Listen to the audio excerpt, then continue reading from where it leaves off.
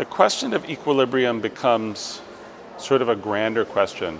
It's not just putting a weight on a scale and then trying to find the equivalency to create a harmonic, a balance.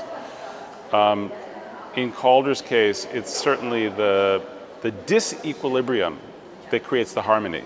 Even in a piece like Echevannes, you've got an element that counterbalances many more elements. And how is that, what is that process by which something smaller can balance a bigger group of things? And you start to question this notion of balance through experiencing a mobile. A mobile is not something that you can just experience in a flat plane, like in a book. You have to be present to it. It has to be the experience of this moment. In Fischli Weiss, you have the same thing. Their work is so much about the precise present moment. Of course, they documented the present moment, and those photographs and films become how we understand the work of art. But for me, the work of art is prior to the documentation.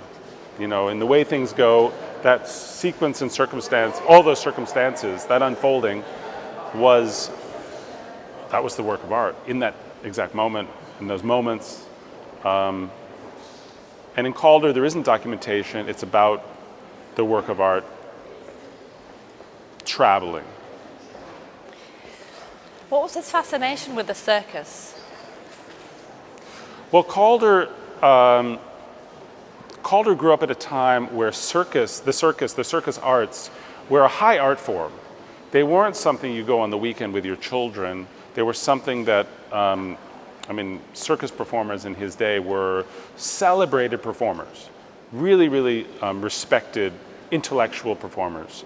And so we have to think about the circus in his time, the beginning of the 20th century, what were circus arts?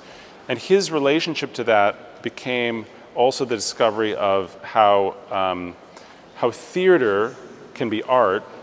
So his own performance, his own creation of his own miniature circus in the 1920s was how can you distill the natural circumstance of the circus and performance into an evening in his studio. So the miniature distillation of the reality of the circus became really a curious thing. And then the performative aspects, including bodies flying through space, became a lifelong fascination and a source of subject matter.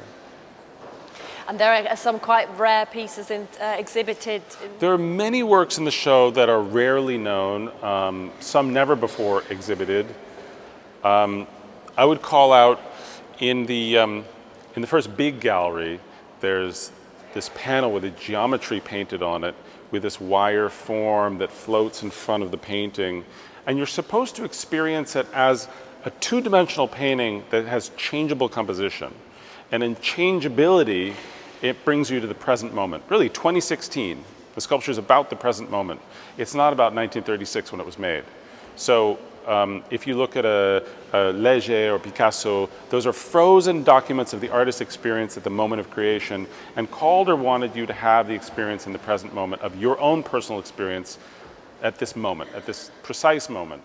So it's really a curious